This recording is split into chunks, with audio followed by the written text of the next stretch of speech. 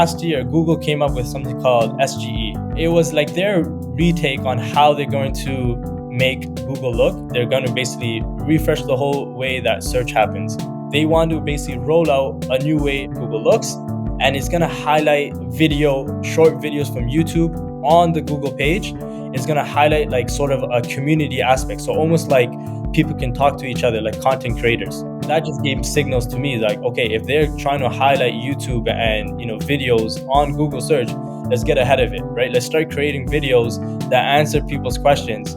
If I'm an e-commerce brand, the first thing I'm doing, I'm creating videos for my products because that's what sells, okay?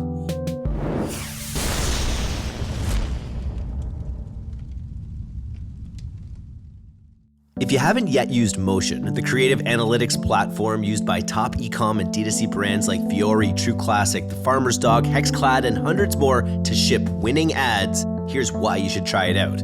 Everyone knows that the right creative is the #1 lever for success with paid ads. That's how you make money. But consistently shipping new winning creative, you're gonna need your media buyers and your creative teams on the same page. Right now, you're probably spending hours tiring away going back and forth between Google Sheets and your ad platforms and tools, and then spending even more time plugging it all into different decks for the rest of your team. In a perfect world, you could have an elegant way to combine visual assets and performance data so media buyers can save time and creative teams can get the details they need to make great ads all in one place. And that's where Motion comes in. In seconds, you can build powerful visual reports using data from your ad accounts. You can monitor your performance metrics and see your visual assets in the same platform. No need to go back and forth across multiple apps. You'll finally have media buyers and creative teams working together to create and scale your next big winner. If you're ready to learn how the best D2C and e-commerce brands use Motion to ship winning Meta, TikTok, and YouTube ads, book a demo today or start a free trial at motionapp.com/DTC. Even better, Motion offers a monthly subscription plan so you can dodge those annoying annual contracts. Get 50% off your first month when you use the link motionapp.com/DTC on sign up. It's all killer, no filler. I'm Eric, and I'm here with Ismail, the SEO lead at Pilot House, to discuss a little bit about what's new in the world of SEO. I think it's an increasingly hot topic as people are figuring out how to do more with less. I've seen a bunch of our competitors kind of in the media space recently talk about, going all in on SEO. It's something we've talked about on the D2C side for a long time. But I know you're enacting a lot of strategies with clients on the e-commerce side. So Ismail, what's going on with SEO? Yeah, first of all, happy to be here. Happy to talk to you about this. I think one of the main things that first we have to discuss is like, how does the SERP look like right now? And when I say SERP, for anyone who doesn't know, it's the way that Google shows all of the links on Google. Search engine results page. Exactly. The search engine results page. So the way that it looks right now is kind of spammy, right? If you sort of type in anything like best something or something like versus or alternative, like these type of words, you're going to see a lot of Reddit content. You're going to see a lot of Quora content, and you're going to see a lot of LinkedIn Pulse or sort of like these high authoritative websites that are listing. Even though they may not be the best website to answer that question that you typed into Google, they're still showing up, right? There's a huge increase with Reddit. There's a huge increase in Quora. So why is that? So for the last 6-7 months, all these Reddit and Quora questions are coming up, and SEOs are like, oh, okay, we have this full website that answers this question, but here Google wants to show Reddit, right? Some guy just made a username Eric123, and then he gets to rank #1 on the SERPs. So at the end of the day, we're saying, okay, well, why is that? Why is this happening? And it comes down to basically what Google likes and what people like right now, right? A lot of the time, the searches, what people are searching into Google, they're typing in some sort of question, and then they type in Reddit right after. I'm sure you've done it in the past month or so. Yep. And they've seen a huge rise in people doing those type of searches. So they're like, okay, people want first-hand, real content coming from a real experience. So that's what they want, right? This first-hand, trustworthy experience coming from a real person. And Reddit, that's what they're about, right? They showcase real content from real people. They've understood that, so that's why they're boosting up those type of rankings. Same thing with Quora. Same thing with something like LinkedIn Pulse. So now SEOs, they're known to, mess up the internet, as we can say. So our Yeah. Find strategy the is, okay, exploits, right? exactly, right? So we find Yeah. these type of websites that are ranking really well, and we're gonna go and throw our content on there. Throw a link from Reddit or Quora, wherever, linking back to our websites, and that automatically, now we're ranking number one. And at the same time, there's a link that points to our website. So SEOs, I figured this out.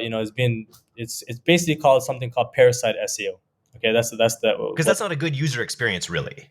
it's not. Right? That's not what Google wants. That's not what the customer wants, but it does get the clicks to the websites. Exactly. And again, they trust Reddit, right? They trust Reddit to Yep. showcase the best type of content. So we're saying, okay, if you trust Reddit, okay, we're gonna start throwing our content onto there. We're gonna start throwing our content onto LinkedIn Pulse and all these other high authoritative websites. So that was the state of the SERP, I would say, for the past like a year. SEO has been talking about Parasite SEOs for the longest time. But 2 days ago, something big happened where they came out with a release, and they basically talked about how they're fighting Parasite SEO and all these sort of SEO hacks, you could call it. Yep. So they came out and they specifically said that they're against like low value content, and they're against like unhelpful content. So this has been like those words they always use: natural, helpful, useful content. They always use those words in their documents, which is kind of like a broad, way of explaining something. So what is helpful? Like Mm-hmm. helpful to you is helpful is it might be Reddit content, right? So the way that I look at it, I look at SEO as something very basic. Like people look at it as rocket science, but I just look at it as, okay, if I was the owner of this search engine, how would I rank what's number one? Well, I would look at something like time on page, right? If there's a high time on page, then that means people like that website. If people are interacting with the page, meaning the scrolling, the clicking on the links on that page, they're going back Yeah. and forth maybe to read something. Okay, that tells me someone's interested in that page. Um, Other things like, okay, then we get into things like backlinks. If other people are mentioning my website on their website, okay, that's telling me that these websites trust my website. So that's obviously Yeah. a good positive signal as well. And then the main thing is, are people sharing it, right? Do they share it on their Facebook page, or their Instagram, or do they mention it on Twitter? And when it gets mentioned, does it get a lot of comments? Does it get that social sharing, that viral aspect to it? So when we see all these different sort of ranking factors and all these things happening, that tells me that's a helpful content. Which brings me to, so what can we do, right? So how do we make this all helpful? To me, again, doing that, the number one thing that Google always mention is you need valuable content.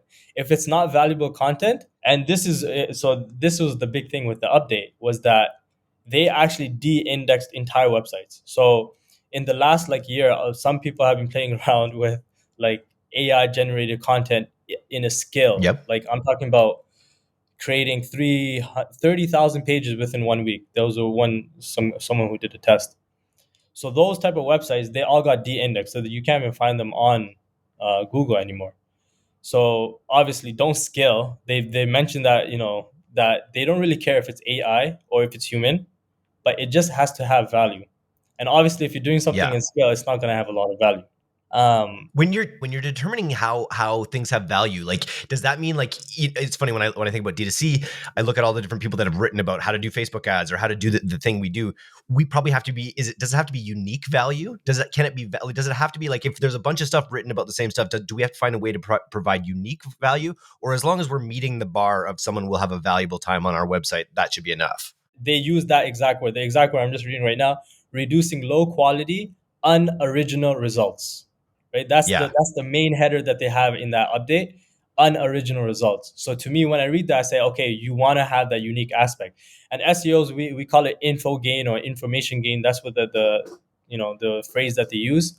And basically, all it means is when you search something on Google, there are times when you look at the top three results and then you start looking, hey, they didn't mention this part of this question, or they forgot to mention this. So sometimes we think we just need to do it better than what the top three results did, but we need to add in our own perspective. when we add in our own perspective, right, it gives, first of all, a natural feeling to it. It becomes original content, and also people, get to also talk about that. So like everything that I'm saying right now, this is coming from my own opinion, right? It's not copied from someone else, but it adds on to the discussion. So that's what they're looking for. They're looking for your perspective. And it makes sense because we started this conversation talking about Reddit. How many people are because that's the exact reason they're searching Reddit on the end of their things. So if you can more personalize your post to your unique point of view and make it more like Reddit, you'll get better results. Exactly. And so what people mess up is, okay, what's personalization, right? So there was something called EEAT, which was a huge thing in the past year or two, and people were thinking, okay, so I need to basically write that this was written by a doctor, or this was written by somebody who's known, and then have all these different like people linking to that basically, and saying that, okay, this is EAT, it's coming from a trustworthy person. That's not Authority. really that's not really what authority is about. Authority is about your brand. If you start building your brand, now people are actually searching on Google about this brand. That tells Google that this is a real brand. It's not some fake or something like that. It's coming from a legitimate brand. So that's the way that I think of EAT. Build up your brand. Now, how do you build up your brand? By doing all the different things within an omni-channel, right? You do your social media properly, you do your website properly, you do all your ads and all those things, and you connect it all together. That's when you start building your brand. Which brings me to what I want to say with value, right? How do you add value? So you do that, you build up your authority. But to me, the biggest thing is video. And I think a lot of people lack about like they I think they're scared about video. That's really one thing, and it has a high cost. But I think once you figure it out, it's going to have the biggest return. And the reason why I say that is because about last year Google came up with something called SGE. Are you familiar with that? No. Okay, so it was like their retake on how they're going to make Google look. So they're going to basically refresh the whole way that search happens. And if you just type in Google SGE on YouTube, there's a 1 minute video. Like if you're listening to this, just watch that and you'll understand what I mean. But in that video, they want to basically roll out a new way of Google, the way Google looks, and it's gonna highlight like video, short videos from YouTube on the Google page. It's gonna highlight like sort of a community aspect, so almost like people can talk to each other, like content creators. Now they keep delaying the rollout. So that's one thing. That's Google in a nutshell, that they keep delaying stuff. But to me, that Yeah. that just gave signals to me like, okay, if they're trying to highlight YouTube and videos on Google search, let's get ahead of it, right? Let's start creating videos that answer people's questions, because that's going to be shown a lot more on Google. And not only that, I talked about just being realistic about SEO and its algorithm and its ranking factors. We talked about how on page, someone who's actually interacting with your page, well, if you had a video on your page, that's going to automatically increase on time because people are watching that video, right? People are interacting with your page. And again, that's a positive signal to Google, saying that, hey, this is a good page. So, yeah, so I feel like a lot of people are missing out on video, especially like with e-commerce brands. Like nowadays, you have to have some sort of video trying to sell that product page, right? Whether it be shoes, whether it be multivitamins, whatever it may be, you need a video answering questions, and showcasing your product and going through tests or whatever it may be. And that just is going to help a user. And that's the number one thing that you have to think about when creating content is how do you help the user, intent. And how do you help the algorithm discover your content? You feed it what it's looking for. Like it wants, video is the way for a lot of these platforms. If your result has a video versus one that doesn't, you're more likely to be shown, I'd imagine, given their, what they're trying to do. Do you want videos like that address your FAQs, for instance? And are these like, what does that actually look like? Do you make individual videos for individual things? Do you create longer form videos and Google knows how to parse them? How does that actually work? Yeah. So if I'm an e-commerce brand, the first thing I'm doing, I'm creating videos for my products because that's what sells. Okay. Then I move on to doing like some keyword research and seeing, okay, you can actually, like, using some of these tools, you can see what keywords pull up video results. Okay. So that's what I'm doing. I'm going to do keyword research within my niche and see what keywords pull up video results, seeing what those videos have. So like kind of like what keywords they have in their titles, and then trying to make a video better than them, or at least answering the question better than them. That would be, straight top of the funnel. Maybe you have an entire page dedicated to that question if it has enough search volume. But if you're going to do that, the number one thing that they've said is that your video needs to be above the fold. And that's also another sort of like a ranking factor or something of importance. You're telling Google that whatever's at the top of your page is the most important part of this page. So again, if you're gonna have like on your homepage, have the links at the top, very important. Having like your whatever image at the top, very important.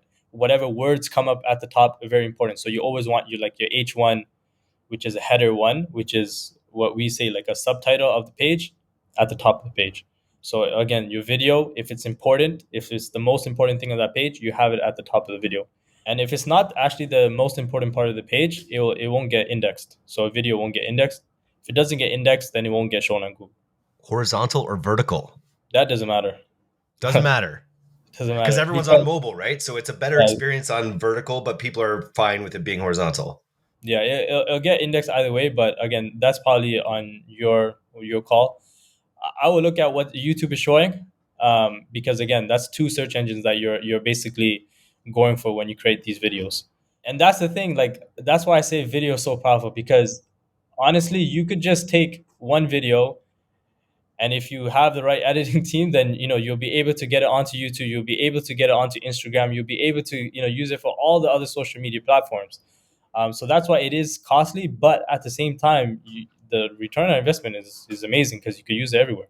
I said it last week. If Mark Zuckerberg is willing to go on and do a 10-minute takedown of Apple's Vision Pros, then every brand owner should be willing to like get in front of, get in a studio and answer some questions about their brand in a way, right? If Zuck is willing to do it, we got to be willing to do it.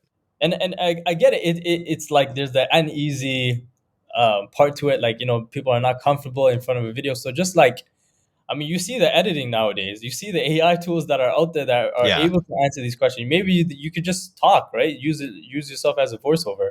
So there are many ways to do it if you're not comfortable with camera. This is AI right now. Now that's my exit plan, is when I can just carry an AI avatar of myself, just ask all these great questions, and then I can be on a beach somewhere. You mentioned SGE, which I do recall watching the video when it came out, which is basically like, I remember when generative text-based AI was really starting. There was a lot of buzz about it, like overtaking or jeopardizing Google's search business in different ways, because people, rather than looking at SEO optimized articles, would just go to chat and get the real answer. It's interesting in the news the last couple of weeks, I think, with Gemini's weird sort of product rollout and these other issues where people are showing like Google is this passive like mostly passive reservoir for content, whereas AI is coming with these specific programs baked into it a lot more. And they're finding like AI will refuse to answer specific questions that Google just pops up top of funnel because it's not making a value judgment on it. So it's going to be interesting to see how search gets managed over the coming years with this SGE and how they manage generative AI. 100%. And my personal opinion is they head towards like a social media aspect of it, where maybe you can leave a comment on the SERP, or maybe you'll be able to, like, a big thing for them is YouTube and content creators, right? We know that. So maybe there's a way for you to like create content or talk to content creators, YouTube, Google, or some sort of connection.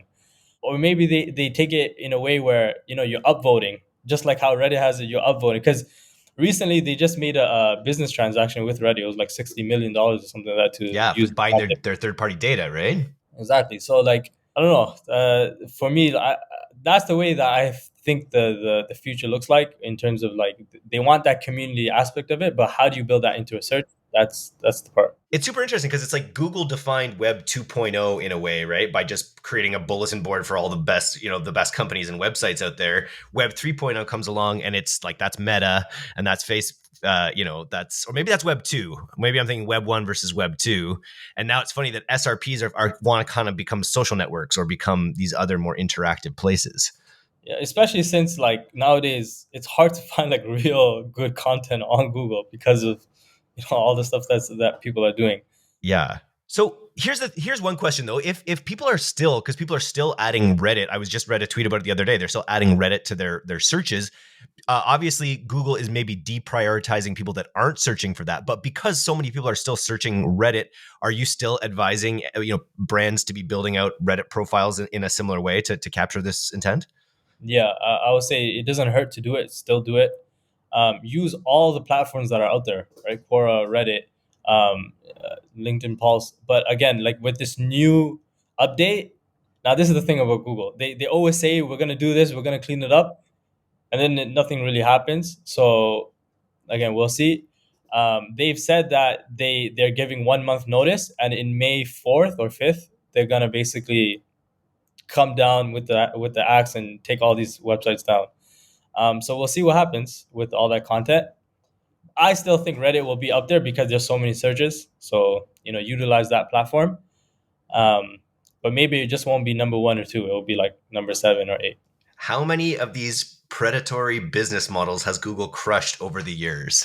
Having been involved with Google as long as you have, probably just dozens and hundreds of these different little grifts that Google's found and wrecked. But the other thing too is ChatGPT. Like they took a lot of their searches away from them, right? So that's why with Gemini, that was their like, okay, we're gonna tackle ChatGPT with Gemini. But now it's like I don't think Gemini was a success, or it's not as good. So yeah, they didn't QA it well enough. I feel like they didn't ask it some simple questions.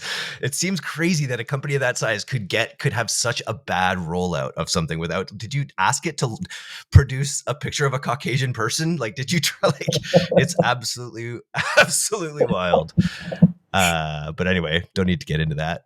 Nice, man. Well, this was a lot of fun. I think, like I say, everyone's thinking about SEO these days. So if you want to know more about SEO, you got maybe reach out to Ismail, reach out to Pilot House, get a pro on your side thinking about these things. Because I think every brand, it's funny. I did a podcast a little while ago with Ezra Firestone, and he was just saying like SEO used to be a nice to have, but it's really a necessity in this sort of e-commerce environment, right?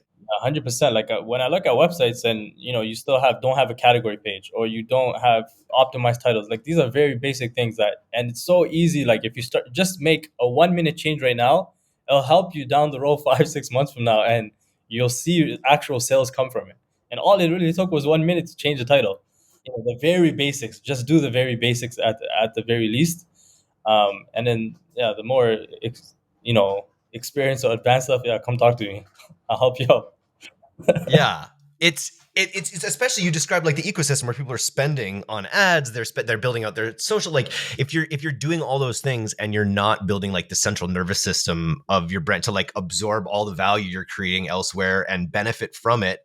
I think that's one of the people love. One of the reasons people love Amazon or Amazon ads is because every time you spend in that platform, you actually create a better listing and you create more reviews and you create reasons for them to show you organically. I feel like SEO is kind of the same thing. If you can build a great SEO plan that harnesses the value of all your different places or whatever, it's going to be a self-fulfilling prophecy basically, and Google will like you more. 100%. And that's another thing too, like strategy. So like what happens, especially with nowadays, with like all the tools that are out there, people will convince you, okay, we'll just write 1,000 blogs for you, and then you'll be able to post that, and then you'll start seeing rankings 3-4 months from now. Google literally just came out and said we don't like skilled content. So like you got strategize, like, okay, we can't publish in a scaled way that way, so let's do like 4 or 5 this month, 4 or 5 next month, or whatever it may be, and really focus on like keyword research. If you do the keyword research properly, then you'll be able to see results. And adding value, really, right? Really focus on like adding unique value to the space and adding video. That's it. We figured it out. Simple. Nice. All right. Well, we'll talk to you again in a year. Both our beards are going to be longer. This is going to be great. Thanks, man. Always great to connect with you. Hope you have a great day. Yeah, you as well.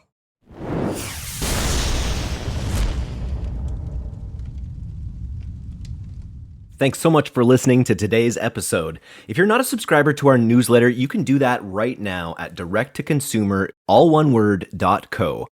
I'm Eric Dick, and this has been the D2C Podcast. We'll see you next time.